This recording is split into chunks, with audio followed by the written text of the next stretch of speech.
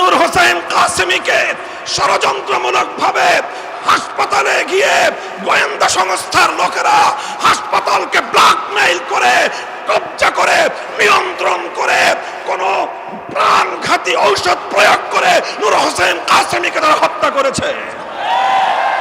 বড় দুঃখ পরিতাপ নিয়ে আজকে কথাটা বলতেছি আমি। আমাদের ওলামায়ে উম্মতকে, আমাদের হেফাজতে ইসলামকে, বাংলাদেশের ইসলামের যে মূল ধারা, এই মূল ধারাকে বিচলিত করার জন্য, বিভক্ত করার জন্য, ঘায়েল করার জন্য এই ফ্যাসিবাদী সরকার যেই ষড়যন্ত্রগুলো করেছে, প্রত্যেকটা ষড়যন্ত্রের স্বরূপ উন্মোচন করে বিচার করতে হবে। এই সরকার আল্লামা আহমদ শফীকে হত্যা করেছে। কেন করেছে? আল্লামা আহমদ শফী রহমতুল্লাহ আলাইকে সুকৌশলে হত্যা করে আল্লামা জুনায়েদ বাবু নগরী সহ তার অনুসারীদেরকে ঘায়েল করার জন্য ফাঁদ পেতেছে। কাজেই প্রথম আল্লামা আহমদ শফীর হত্যাকাণ্ডের সঠিক তদন্ত হতে হবে। যারা আল্লামা আহমদ শফীর পক্ষ হয়ে আল্লামা জুনায়েদ বাবু নগরী সহ আমাদের বিরুদ্ধে এই অপবিত্র কর্মকাণ্ডের সম্পৃক্ততা করার চেষ্টা করেছিল, তাদেরকে রিমান্ডে নিয়ে জিজ্ঞাসাবাদ করতে হবে সরকার কেন তাদেরকে দিয়ে এই কাজ করিয়েছিল। প্রথম কথা, আল্লামা আহমদ শফীকে শেখ হাসিনার নির্দেশে তার গোয়েন্দা সংস্থার লোকেরা সুকৌশলে হত্যা করেছে। তদন্তপূর্বক এই তথ্যের প্রমাণ জাতির সামনে হাজির করতে হবে। 2 নম্বর, দ্বিতীয়, আল্লামা আহমদ শফীর ইন্তেকালের পর শেখ হাসিনা এবং তার গোপন পরামর্শদাতারা -3 ফর্মুলার উপর চলেছিল। কয় মাইনাস? -3 করতে চেয়েছিল। প্রথম মাইনাসের তালিকায় ছিলেন নূর হোসেন কাসেমী রাহিমাহুল্লাহ, দ্বিতীয় মাইনাসের তালিকায় ছিলেন আল্লামা জুনায়েদ বাবু নগরী রাহিমাহুল্লাহ, আর তৃতীয় মাইনাসের তালিকায় ছিলাম আমি অধম মামুনুল হক। তারা আল্লামা নূর হোসেন কাসেমীকে ষড়যন্ত্রমূলকভাবে হাসপাতালে গিয়ে গোয়েন্দা সংস্থার লোকেরা হাসপাতালকে ব্ল্যাকমেইল করে, কব্জা করে, নিয়ন্ত্রণ করে, কোন প্রাণঘাতী ঔষধ প্রয়োগ করে নূর হোসেন কাসেমীকে তারা হত্যা করেছে। সেই হত্যাকাণ্ডের সঠিক তদন্ত এবং বিচার করতে হবে। এরপরে তারা আল্লামা জুনায়েদ বাবু নগরীর বিরুদ্ধেও একই কৌশল গ্রহণ করেছে এবং আল্লামা জুনায়েদ বাবু নগরীকেও তারা হত্যা করেছে। 3 হত্যাকাণ্ডের যথাযথ তদন্ত এবং তার জন্য দায়ীদেরকে জাতির সামনে চিহ্নিত করে, মুখোশ উন্মোচন করে বিচার করতে হবে। আর এরপরে আমাকে একটা করুণা করেছে যে ওর বয়স কম, বেঁচে থাকুক কিছুদিন।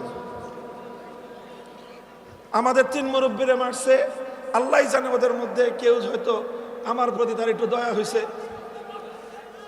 যে ও বেঁচে থাকুক, কিন্তু এমন ভাবে বেঁচে থাকুক যেন এদেশের মানুষের কাছেও মুখ দেখাতে না পারে। আমাকে জনগণ থেকে বিচ্ছিন্ন করার পায়ে তারা চালিয়েছিল। আমি পরিষ্কার ভাষায় বলি, 2021 সালের 3রা এপ্রিলের পর আমার বিরুদ্ধে যারা যারা কথা বলেছে, যেই রূপেই বলে থাকুক, যেই আকৃতিতেই বলে থাকুক, তারা সব উপরোক্ত 3 হত্যাকাণ্ড সহ আমার বিরুদ্ধে ষড়যন্ত্রের সঙ্গে জড়িত ছিল। ব্যাপারটাকে কেউ আমার ব্যক্তিগত বিষয় হিসেবে বিবেচনা করবেন না। আমি ছিলাম 3 জনের একজন, আহাদুস সালাসা। আমি ছিলাম 3 জনের একজন। আমার 2 পূর্বসূরীকে হত্যা করেছে। আমার আল্লামা আহমদ শফীকে তারা হত্যা করে আমি যেন এদেশের ধর্মপ্রাণ মুসলমানদেরকে নিয়ে এই ষড়যন্ত্রের বিরুদ্ধে রুখে দাঁড়াতে না পারি, এজন্য আমার বিরুদ্ধে এমন ষড়যন্ত্রের বীজ তারা বুনেছিল, এমন ষড়যন্ত্রের চাল তারা বিছিয়েছিল যেন ভবিষ্যতে আর কোনোদিন কেউ মামুনুল আশা করে। কথা বলেন ঠিক না বেঠিক? ইনশাআল্লাহ আমরা ঐক্যবদ্ধ আছি। আমাদের সভাপতি সাহেব আমার জন্য মন্ত্রিত্বের কথা বলেছেন। মন্ত্রিত্ব সাময়িক বিষয়, মন্ত্রিত্ব সাময়িক বিষয়। আমাদের হাফিজ হুজুর মন্ত্রিত্ব করেন নাই, আমাদের শেখুল হাদিস আল্লামা আজিজুল হক মন্ত্রিত্ব করেন নাই, আমাদের মুফতি আমিনী রহমতুল্লাহ আলাইহিও মন্ত্রিত্ব করেন নাই, স্যার সৈয়দ ফজলুল করিম পীর সাহেব চরমনাই রাহিমাহুল্লাহ মন্ত্রিত্ব করেন নাই, আল্লামা আহমদ শফি মন্ত্রিত্ব করেন নাই, আল্লামা জুনায়েদ বাবু নগরী মন্ত্রিত্ব করেন নাই। আমাদেরও প্রয়োজন না পড়লে মন্ত্রিত্ব করার খাহেশ নাই, তবে একটা খাহেশ আছে, একটা চিন্তা আছে। বাংলাদেশে বোনাস হায়াতটা আমি পাইছি, আমার বেঁচে থাকাটা এখন বোনাস। যদিও বয়স আমার খুব বেশি না, 51 বছর মাত্র শেষ হয়েছে, সেই হিসাবে আমার বয়স স্বাভাবিক হায়াত অনুযায়ী তো বোনাস বলার কথা না। যেই ষড়যন্ত্রের জাল ভেদ করে আল্লাহ পাক আমাকে আমাদের পূর্ববর্তী আকাবেরে সালাসার পরে আল্লাহ আমাকে হায়াতে রেখেছেন, এটা আল্লাহ পাকের বিশেষ কুদরত। আমাকে চেষ্টা করেছিল তারা জনবিচ্ছিন্ন করার, আল্লাহ পাক রব্বুল আলামিন মানুষের অন্তরের মধ্যে আমার প্রতি মোহাব্বত এবং ভালোবাসা বৃদ্ধি করে দিয়েছেন। এটা আমার কোনো কারামত নয়, এটা আল্লামা আহমদ শফির কারামত, এটা আল্লামা জুনায়েদ বাবুনগরীর কারামত, এটা আল্লামা নূর হোসেন কাসিমের কারামত। তাদের এই হত্যাকাণ্ডের কথাটুকু জাতির সামনে তুলে ধরার জন্যই হয়তো আল্লাহ আমাকে বাঁচিয়ে রেখেছেন। পরিষ্কার বলতে চাই, পরিষ্কার বলতে চাই, জালিম ফ্যাসিবাদী স্বৈরাচারী হাসিনার আমলেও হকের মূল কথার ক্ষেত্রে করি নাই। ভালো ভালো বুঝাইছিলাম, মরা বাপের মূর্তি বানায়েন না, ভালো হবে না। মানুষটা মারা গেছে এবং তাকে আমরা মুসলমানই মনে করি, কাজেই তার মূর্তি বানায় আল্লাহর সামনে তাকে লজ্জিত করেন না, জনগণের সামনে তাকে অপমান করার ব্যবস্থা করেন না। কথাটা ভালো লাগলো না আমাদের। আমার বিরুদ্ধে তিনি ক্ষিপ্ত হলেন, জাতীয় সংসদে তিনি আমার বিরুদ্ধে কথা বললেন, তার গোটা রাষ্ট্রযন্ত্রকে আমার বিরুদ্ধে লেলিয়ে দিলেন। ডিজিএফআই, এনএসআই সহ প্রত্যেকটা গোয়েন্দা সংস্থা যাদের কাজ ছিল রাষ্ট্রের নিরাপত্তা নিশ্চিত করা, সব কাজ বাদ দিয়ে তারা আমাদের আলেম সমাজকে জাতির সামনে হেয় প্রতিপন্ন করার জন্য তারা মাঠে নেমে নামলো। খালি কাদেরকে বরখাস্ত করতেছেন দেখতেছি আমরা।